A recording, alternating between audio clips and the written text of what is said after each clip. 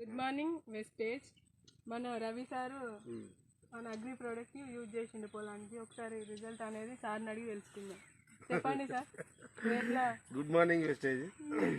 మేము గత సంవత్సరం వెస్టేజ్ గురించి మాకు తెలియదు కనుక వెస్టేజ్ పోయిన ఇయర్ నుంచి మనకు తెలిసిపోయింది కనుక ఇది మనం దీంట్లో ఏం చల్లామంటే ఈ వరిలో ఆక్వాజిల్ చల్లాము, అగ్రి 82 చల్లాము, త్వరలో కూడా గ్రాన్యువల్స్ కూడా చల్లాము. 3 కలిపి నాటు వేసే ముందు పొలానికి డిఏపి మోడల్గా డిఏపితో కలిపి ఈ 3 ఒకసారే వేయడం జరిగింది.